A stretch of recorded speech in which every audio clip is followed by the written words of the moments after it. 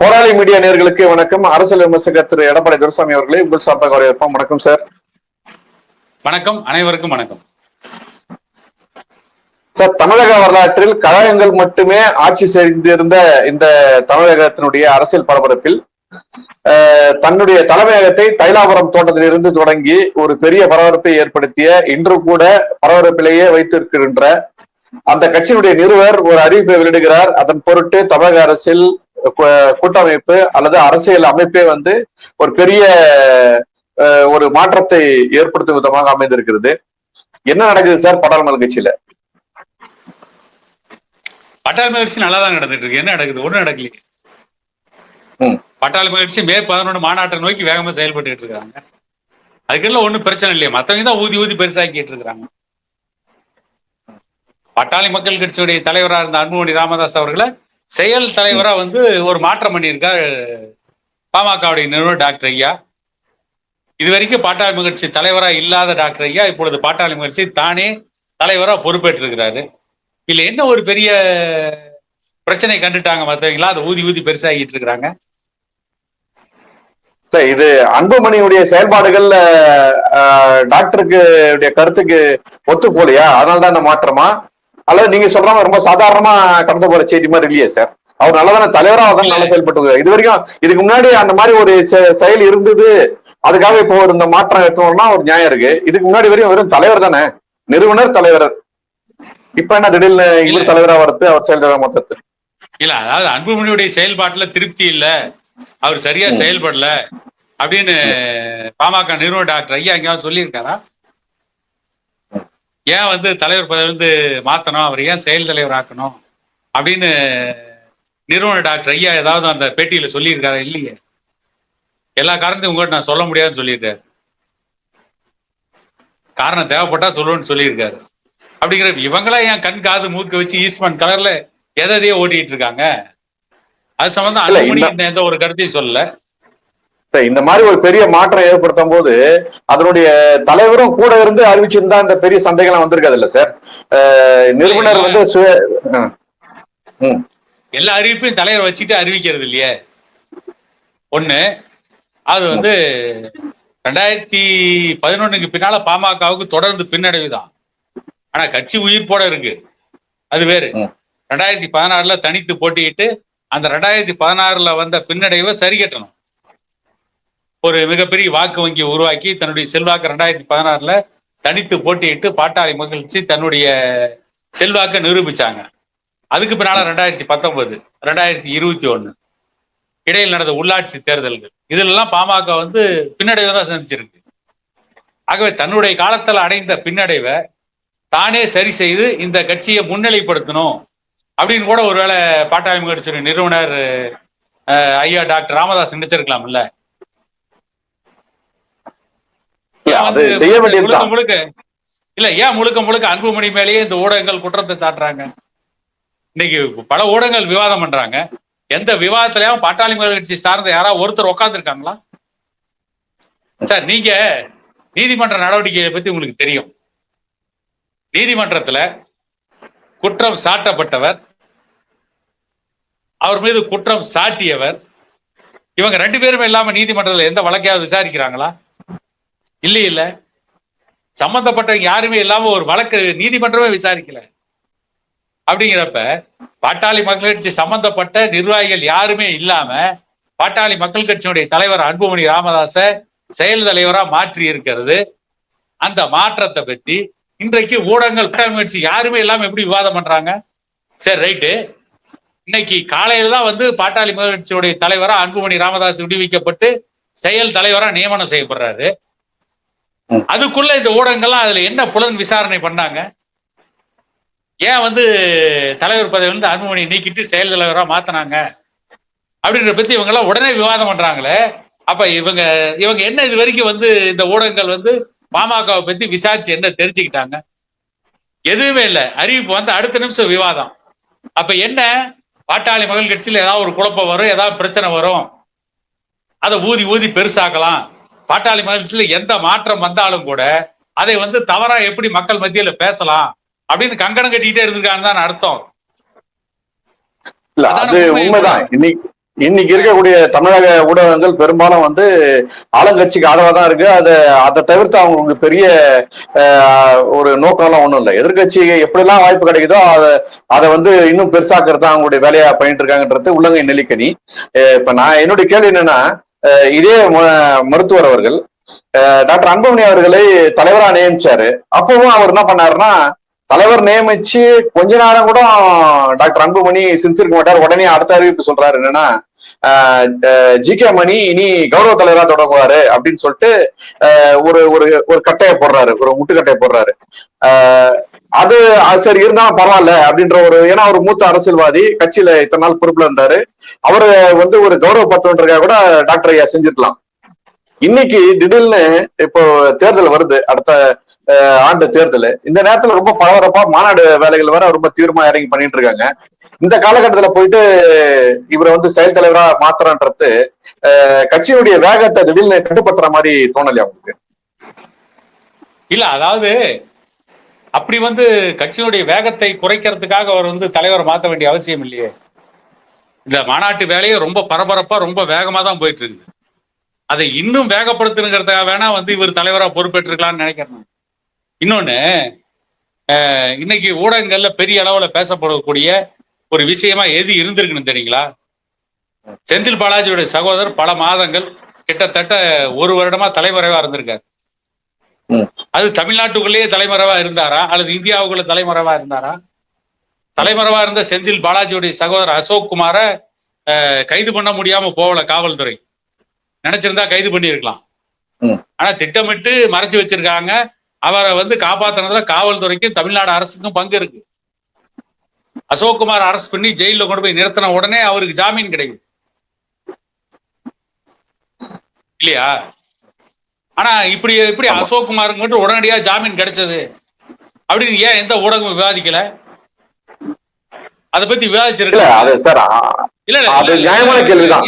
அது மட்டும் இல்ல, இன்னைக்கு நீங்க அப்படி குறை சொல்லணும் அப்படின்னா இல்ல, நான் புரிஞ்சுக்கிறேன் சார், நான் புரிஞ்சுக்கிறேன். ஏன்னா நோக்கம் வேறமா போடுது, அதுக்காக நான் உங்களுக்கு சொல்ல வரேன். நீங்க சொல்றத நான் ஒத்துக்கிறேன் சார்.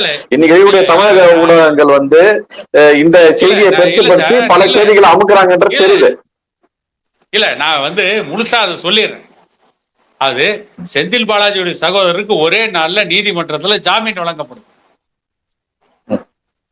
அந்த ஜாமீன் வழங்கினதை பத்தி எந்த ஊடகங்களும் பேசல. இதே மாதிரி இன்னொரு செய்தி, அது யாருன்னு கேட்டீங்கன்னா, தீரன் சின்னமலை கவுண்டர் பேரவை தலைவர் யுவராஜ், அந்த கோகுல்ராஜ் கொலை வழக்குல நீண்ட நாள் தலைமறைவா இருந்தாரு. அப்புறம் அவர் வந்து சரணடைகிறாரு. கோகுல்ராஜ் கொலை வழக்குல சம்பந்தப்பட்ட யுவராஜுக்கு உடனே ஜாமீன் கொடுக்கலையே. ஆனா எப்படி வந்து செந்தில் பாலாஜியுடைய சகோதரருக்கு மட்டும் உடனே ஜாமீன் கிடைக்குது? இதையே எந்த ஊடகங்களும் பேச மாட்டேங்கிறாங்க. இன்னைக்கு பரபரப்பா பேசியிருக்க வேண்டிய அந்த விஷயம் அதுதானே. ஆக என்ன நினைக்கிறாங்க பெரும்பாலான ஊடகங்கள்? தமிழ்நாட்டில் ஊழல் நடந்தாலும் சரி, சாராயம் வித்தாலும் சரி, என்ன மோசமான நிர்வாகம் இருந்தாலும் சரி, தமிழ்நாட்டில் திராவிட கட்சிகள் மட்டுமே இருக்குன்றதுக்காகவே பல ஊடகங்கள் உருவாக்கப்பட்டிருக்குதா? திராவிட கட்சிக்கு மாற்றா இன்னொரு கட்சி வளர்ந்துடக்கூடாதுங்கிறதுல இந்த ஊடகங்கள்லாம் உறுதியா இருக்கு. அதுதானே. ஒண்ணுமில்ல, தமிழ்நாட்டுல வந்து நாம் தமிழர் கட்சியுடைய சீமான் ஒரு நடிகை வந்து பாலியல் குற்றச்சாட்டை வைக்கிறாங்க. தமிழ்நாட்டில் இருக்கிற திமுக, அண்ணா திமுக இருக்க எந்த தலைவர் மேலேயும் பாலியல் குற்றச்சாட்டே இல்லையா? அந்த பாலியல் குற்றச்சாட்டுல அப்படிதான் இந்த ஊடகங்கள் ஊதி ஊதி பெருசாக்குனாங்களா? அந்த பாலியல் குற்றச்சாட்டு தான் இப்படிதான் ஊடகங்கள் பேசிட்டு இருந்தாங்களா? ஆனா சீமான் மீது வந்த பாலியல் குற்றச்சாட்டை மட்டும் ஊதி ஊதி எப்படி பெருசாக்குனாங்க? இத்தனைக்கு சீமான் விஜயலட்சுமி ஒன்னும் பாலியலுக்கு பலாத்காரம் பண்ணிடலையே. அவங்க ரெண்டு பேரும் இஷ்டப்பட்டு தானே ஒன்னா வாழ்ந்ததா செய்தி. நம்ம பார்க்கல, நமக்கு தெரியாது.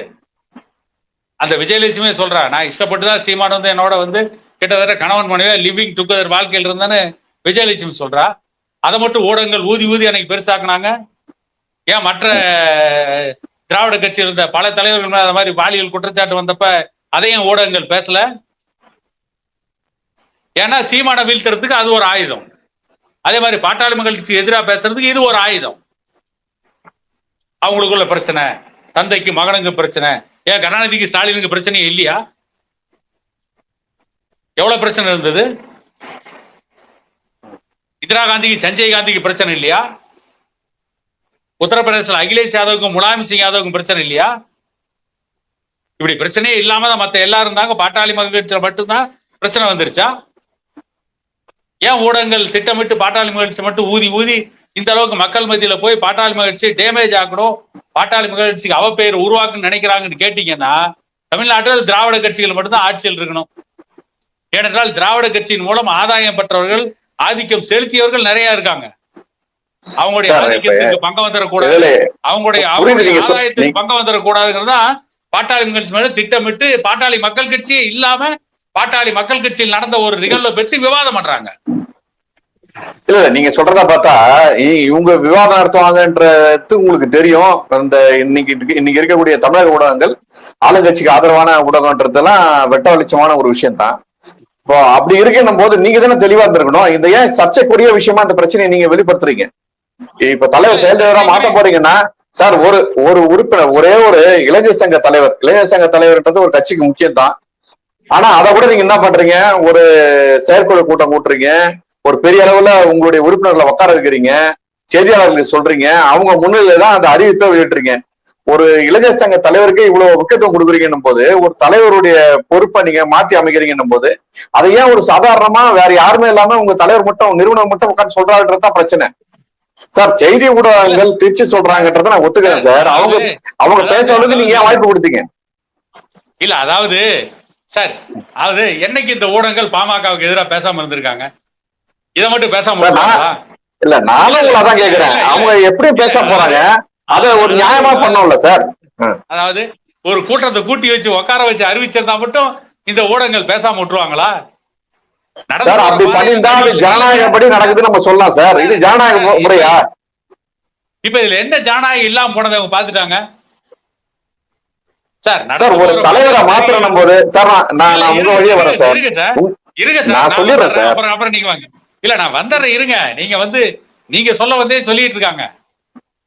அது நடந்து போற பாதையில நரிகள் வருது, கொடிய விஷப்பாம்புகள் வருது, அதுக்காக அந்த பாதையில் நடந்து போகாம இருக்க முடியுமா?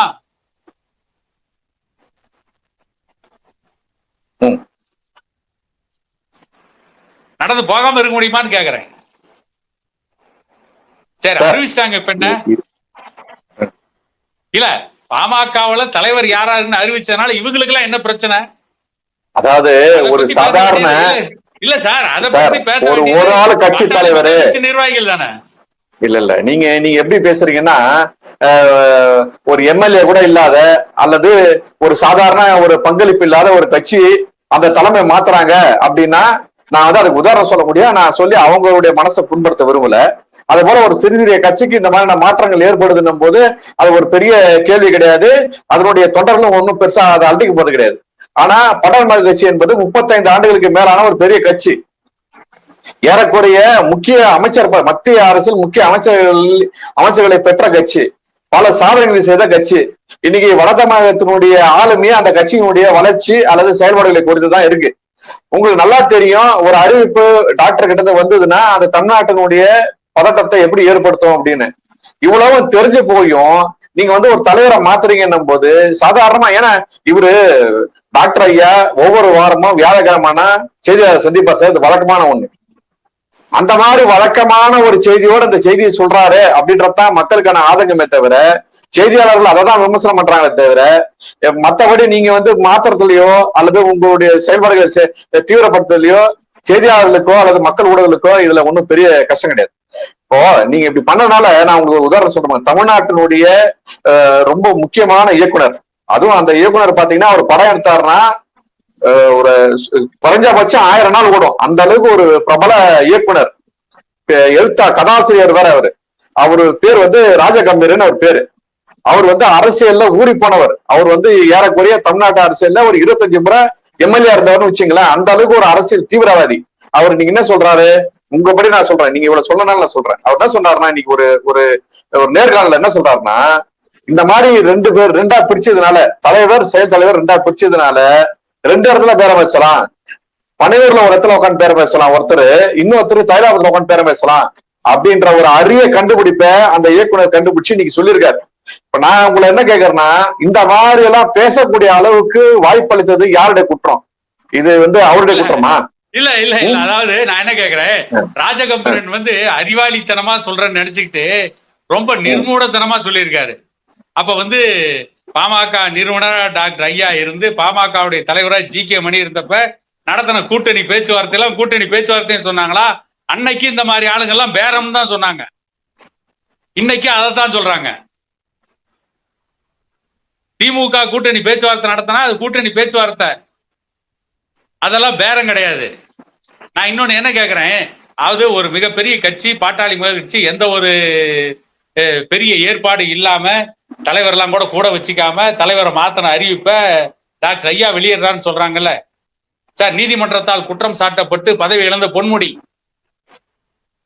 அமலாக்கத்துறையால் குற்றம் சாட்டப்பட்டு நெஞ்சு வலின்னு ஆஸ்பத்திரியில கடந்து அவரு பைபாஸ் சர்ஜரி பண்ணாரா இல்லையா தெரியாது அப்படின்னு அவங்க தான் சொல்றாங்க. பைபாஸ் சர்ஜரி பண்ணியிருக்காங்கன்னு. பைபாஸ் சர்ஜரி பண்ணால் அவ்வளவு வேகமா ஓட முடியாது. 400 நாட்களுக்கு மேல ஜெயில இருந்து வெளியே வந்த செந்தில் பாலாஜி இவங்க எல்லாம் அமைச்சராக்கும் போது எல்லாரையும் கூட்டி வச்சு எல்லாத்தையும் சொல்லிட்டு இவங்களை ஏன் அமைச்சரான்னு சொல்லிட்டு அமைச்சராக்குனாங்களா? யாரையும் கேட்காம அவங்க அமைச்சராக்கலையா? அதையும் ஊடகங்கள் பேசல. முதல்வர் சொன்னாரு. இல்ல அதாவது முதல்வர் சொன்னார் சார், அவர் என்னைக்கு ரிலீஸ் ஆறாரோ அன்னைக்கு உடனே அவர் அரசு பதவி ஏற்பாருன்னு சொல்லியிருந்தாங்க. இல்ல நீதிமன்றமே கேள்வி எழுப்பி அமைச்சராக்குனாங்கல்ல. நீதிமன்றம் திரும்பவும் கேள்வி எழுப்புது. நீங்க அமைச்சரா வச்சிருக்கீங்க, நாளைக்கு எப்படி சாட்சிகளை கலைக்க மாட்டாங்களான்னு நீதிமன்றம் கேள்வி எழுப்புது. இதை எத்தனை ஊடகங்கள் பேசியிருக்காங்க? அதாவது ஒரு அமைச்சராக்குறதுங்கிறது நாட்டுக்கு ஒட்டுமொத்த தமிழ்நாட்டுக்கான பிரச்சனை, ஒட்டுமொத்த மக்களுக்கான பிரச்சனை. அது திமுக கட்சியோட பிரச்சனை இல்லை, அது தமிழக அரசாங்கம் சம்பந்தப்பட்ட பிரச்சனை, அது மக்களுக்கான பிரச்சனை. ஒரு சாராய பேர ஊழல்ல வந்து சாராய பேர ஊழல்ல ஈடுபட்டவர், ஒரு பாட்டிலுக்கு 10 ரூபாய் அதிகமா வித்தவர், அவர் ஏற்கனவே அதிமுக ஆட்சியில மந்திரியா இருக்கும்போது அரசு போக்குவரத்து கழகத்துல பணியாளர்களை நியமனம் செய்வதற்கு லஞ்சம் வாங்கியதாக சாட்டப்பட்ட குற்றச்சாட்டு, அதனுடைய அடிப்படையில் அமலாக்கத்துறை நடவடிக்கை, அதன் அடிப்படையில் சிறைச்சாலை, 400 நாட்களுக்கு மேல நீதிமன்றங்கள் ஜாமீன் கொடுக்கல, அவரை வந்து அமைச்சராக்குறாங்க. அதை ஊடகங்கள் பெருசா பேசல. இத்தனைக்கு இது வந்து நாட்டு மக்கள் சம்பந்தப்பட்ட பிரச்சனை. பாட்டாளி மக்கள் கட்சி தலைவரா யார் இருக்குன்றது பாட்டாளி மக்கள் கட்சிக்குரிய பிரச்சனை. அந்த தலைவரை ஏத்துக்கிறதா இல்லையான்றதா மக்களுடைய பிரச்சனை. அந்த தலைவர் ஓட்டு போடுறதா போடுறது இல்லையா, அல்லது டாக்டர் ஐயாவுக்கு ஓட்டு போடுறதா, பாட்டாளி ஓட்டு போடலாமா வேணாமான்னு வந்து மக்கள் முடிவெடுக்கக்கூடிய பிரச்சனை. பாட்டாளி மக்கள் கட்சி ஒருவேளை ஆட்சி அதிகாரத்துல இருந்து அன்னைக்கு தலைவர் உடனே மாற்றி இருந்தால் அந்த கேள்வியை ஊடகங்கள் எழுப்பலாம். ஆனா இன்னைக்கு ஊடகத்துல போய் பாட்டாளி மக்கள் கட்சி கேள்வி, பாட்டாளி மக்கள் கட்சி மீது மட்டும் இந்த கேள்வி எழுப்புறாங்க அப்படின்னா ஊடகங்கள் எப்படி இருக்காங்க? இந்த 4th எஸ்டேட் ஜனநாயக மாளிகை 4வது தூண்கள் என்ன வேலையை செஞ்சிட்டு இருக்காங்க? இவங்க எல்லாம் திமுகவுக்கு மாமா வேலை பார்க்குற வேலையை தானே செஞ்சிட்டு இருக்காங்க. அதனால இன்னைக்கு ஒரே நாள்ல நான் வந்து இந்த செவி தொடங்கும் போதே நான் சொல்லிட்டேன். நான் கேட்கறது செந்தில் பாலாஜியுடைய சகோதரருக்கு ஒரே நாள்லயே நீதிமன்றம் எப்படி வந்து ஜாமீன் வழங்குச்சு? சரண்டர் ஆன உடனே ஜாமீன். இப்படி எத்தனை வழக்குல ஜாமீன் கொடுத்திருக்காங்க? இதையே எந்த ஊடகங்களும் பேசல. ஏன் இன்னைக்கு பாமகவுடைய பிரச்சனை பெருசா எடுத்துட்டு பேசுறீங்க? அது பாட்டாளி மக்கள் ஒரு சிறு பிரச்சனை வந்தா கூட இன்னைக்கு இருக்கிற ஆட்சியாளர்கள் தன்னுடைய தவறுகளை மக்களிடம் மறைப்பதற்காக இந்த பிரச்சனையை ஊதி ஊதி பெருசாக்கிட்டு இருக்கிறாங்க. சார், நீங்க ஒரு விஷயத்த சரியாவே எனக்கு விளக்க மாட்டீங்க. நான் கேட்டது என்னன்னா, நான் கேட்கிற கேள்விக்கெல்லாம் வந்து இந்த ஊடகம் இது தவறா பேசுதுன்றதை மட்டும் தான் நீங்க மையப்படுத்துறீங்களே தவிர இந்த தலைவருடைய மாத்த செய்திக்கு நீங்க வர மாட்டீங்க. நீங்க நான் உங்க வழியே வரேன் சார். ஒரு சாதாரண கட்சியினுடைய தலைவர் மாத்துறாங்கன்னா அதை பத்தி யாரும் கவலைப்பட மாட்டாங்க. பாட்டாளி கட்சியினுடைய தலைமையில மாத்துறாங்கன்னும் போது அது அதிக முக்கியத்துவம் பெறுது. ஏன் அப்படின்னா, இதே திமுக கலைஞர் ஆட்சியில இருந்த போது அன்னைக்கு இருந்த அரசியல் சூழல்ல 3வது பெரிய கட்சி எதுன்னு கேட்டீங்கன்னா பாட்டாளி கட்சி தான். முதல்ல வந்து திமுக ஆட்சி ஆளுங்கட்சியா இருந்தது, அதிமுக எதிர்கட்சியா இருந்தது. அதுக்கு அடுத்த அதிக சட்டமன்ற உறுப்பினர்களை வைத்துக் கொண்டும் மத்தியில் ஆளுகின்ற மத்திய அரசினுடைய அரசவையில் முக்கிய அமைச்சர்களை பெற்ற கட்சியாக பாட்டாளி கட்சி இருந்ததுன்ற காரணத்தால்தான் அந்த கட்சிக்கு இவ்வளவு முக்கியத்துவம். இப்போ இந்த ஊடகங்கள் எதுவுமே இதை பத்தி பெருசா பேசலன்னா யாருக்கு சார் நஷ்டம்? கட்சிக்கு தான் நஷ்டம். கட்சி வந்து அந்த முக்கியத்துவம் இருக்குதுன்றதால தான் இவங்க விமர்சனம் பண்றாங்க. நீங்க கேட்கற கேள்வி நியாயம். திருடலாம் இன்னைக்கு வெளியில அழகா சுத்துறான், அவனை பத்தி எதுவும் பேசாம ஒரு தலைமையை வந்து மாத்திட்டாங்கன்றதுக்காக நீங்க இவ்வளவு பேசுறாங்கன்ற உங்களுடைய ஆதங்கத்தை நாங்க புரிஞ்சுக்கிறோம். ஆனா இல்ல நீங்க என்னன்னா கேட்ட இந்த கேள்வி இதனுடைய அடுத்த கட்டம் என்னவா இருக்கும் நீங்க சொல்லுங்க. இல்ல நீங்க கேட்ட இந்த கேள்விக்கு நான் ஆரம்பத்திலேயே பதில் சொல்லிட்டேன். அது 2011க்கு பின்னால 2019 தேர்தல்ல இருந்து 2016ல தனியா போட்டியிட்டு கிட்டத்தட்ட 25 லட்சம் வாக்குகளுக்கு மேல வாங்கி 6% வாக்குகளை பெற்று தன்னுடைய செல்வாக்கை நிரூபிச்சிருக்கு. 2019, 2021, 2024 நாடாளுமன்ற தேர்தல், அதற்கு முன்பு நடைபெற்ற உள்ளாட்சி மன்ற தேர்தல்லாம் இல்ல நீங்க சொல்லிட்டீங்க. இல்ல நான் சொல்லிடுறேங்க, மிகப்பெரிய பின்னடைவை சந்திச்சிருக்கு. தன்னால் உருவாக்கப்பட்ட ஒரு இயக்கம், தன்னால் வளர்ச்சியை நோக்கி கொண்டு செல்லப்பட்ட ஒரு இயக்கம், தான் தலைவரா இருந்த மீண்டும் தான் தலைவராய் மீண்டும் அந்த இயக்கத்தை தூக்கி நிறுத்தின டாக்டர் ஐயா நினைச்சிருப்பார். அதனாலதான் தலைவர் மாத்திருப்பாரு தவிர அதற்கான வேற எந்த உள் காரணமும் கிடையாது. இவங்க சொல்ற கூட்டணி அதிமுக ஆளுக்கு ஒரு அன்புமணியுடைய தலைமை சரியில்லைன்னு அவர் முடிவு பண்ணிருப்பாரா? அன்புமணியுடைய செயல்பாடு சரியில்லைன்னா அது டாக்டர் ஐயா அன்புமணியுடைய செயல்பாடு சரியில்லைன்னு அவர் அறிவிச்சிருப்பாரு. அன்புமணியுடைய செயல்பாடு சரியில்லை, ஆக இல்ல இருங்க நான் சொல்லிடுறேன். ஆக நான் தலைமை ஏற்று அதை சரி பண்றேன்னு சொல்லியிருப்பாரு தன்னுடைய காலத்தில். அதாவது 2016 தேர்தல், 2019 டாக்டர் ஐயா நிறுவனராக இருக்கும்போது, ஜி.கே. மணி தலைவராக இருக்கும்போது தான் பின்னடைவு. அன்புமணி தலைவரானதுக்கு பின்னாலேயும் அந்த பின்னடைவு தொடருது. ஆக நாமளே தலைவராக்கி அந்த பின்னடைவுல இருந்து பாட்டாளி மகிழ்ச்சியை தூக்கி நிறுத்தணும் அப்படின்றதுக்காகவே டாக்டர் ஐயா தலைவராக பொறுப்பேற்றிருப்பார் அப்படின்னு நினைக்கிறத தவிர, அதை விடுத்து அன்புமணியுடைய தலைமை சரியில்லை, அன்புமணியுடைய செயல்பாடு சரியில்லைன்னா யாருமே சொல்லவே முடியாது. அன்புமணியை போட சிறந்த முறையில் யாரும் பாமகவில் செயல்பட்டு இருக்க முடியாது. சோழன் பாசன திட்டம், எவ்வளவோ மக்கள் நலன் சார்ந்த திட்டங்கள், இன்னைக்கு இந்த தொகுதி வரையறை சம்பந்தமா நடந்த பிரச்சனையோட அந்த மாநாட்டில் கலந்துகிட்டு அவர் எடுத்து வைத்த வாதங்கள், பாராளுமன்றத்தில் அவர் எடுத்து வைத்த வாதங்கள், அன்புமணி சிறப்பா செயல்பட்டு இருந்தாரு. தன்னுடைய கட்டுப்பாட்டில் கட்சி இருந்தா இன்னும் சிறப்பா இருக்கும். தன்னுடைய காலத்திலேயே இந்த பின்னடைவை மீட்டு பாட்டாளி முயற்சி வளர்ச்சி பாதை கொண்டு போய் நிறுத்தணுங்கிறதுனாலதான் பாமகனுடைய நிறுவனர் டாக்டர் ஐயாவே தலைவர் பொறுப்பை ஏத்துக்கிட்டு இருக்காருன்னு நினைக்கிறேன். மற்றபடி வேறு எந்த காரணமும் இருக்கிறதுக்கான வாய்ப்பு இல்ல. அன்புமணி காலத்துல கட்சியும் ஒன்றும் மிகப்பெரிய பின்னடைவை நோக்கி எல்லாம் போயிடல, அவரும் சரியாதான் செயல்பட்டு இருக்காரு. இல்ல சார், அதெல்லாம் ஒத்துக்கிறேன். ஏன்னா இந்த மாதிரி நீங்க சொல்லக்கூடிய விஷயங்கள்ல இந்த திடீர்னு மாநாட்டை எதிர்க்க வச்சுக்கின்னு இப்ப அறிவிக்க வேண்டிய காரணம் என்னன்றதுதான் மக்களுக்கு என்ன கேள்வி. நான் ஒத்துக்கிறேன், நீங்க ஐயா இந்த மாதிரி விஷயங்கள்லாம் எடுத்திருப்பாரு. இப்ப அவர் அவ்வளவு வேகமா மாநாட்டுக்கு நீங்க சொல்றத வச்சு பார்க்கும்போது இதனால மாநாட்டுக்கு எந்த பாதிப்பும் கிடையாது. மாநாட்டு வேலைகள் நடந்துட்டு தான் இருக்கு, அது இன்னும் வேகமா நடந்துட்டு தான் இருக்கு. இதுக்கு மாநாட்டுக்கு என்ன பாதிப்பு இருக்கு? இதுக்கு மாநாட்டுக்கு இதை வச்சு மாநாட்டுக்கு பாதிப்பை உருவாக்க முடியுமான்னு சிலர் சதி திட்டம் தீட்டிட்டு இருக்காங்க, அவ்வளவுதான். ஆனா அந்த சதியெல்லாம் நடக்காது. இதனால மாநாட்டிற்கு எந்த பாதிப்பு வரப்போறது இல்லை. நல்லது சார். பெரிய பேரியக்கத்தினுடைய அல்லது தமிழகத்தினுடைய பெரும்பான்மை மக்களுடைய கட்சியான பாடாளுமன்ற கட்சியினுடைய தலைமை மாறுதல் என்பது இந்திய அரசியலில் ஒரு பெரிய மாற்றத்தையும் வருங்காலத்தையும் ஏற்படுத்த வேண்டும் என்ற உங்களுடைய ஆவல் நிறைவேற என்னுடைய வாழ்த்துக்கள். நன்றி. வணக்கம். அனைவருக்கும் நன்றி.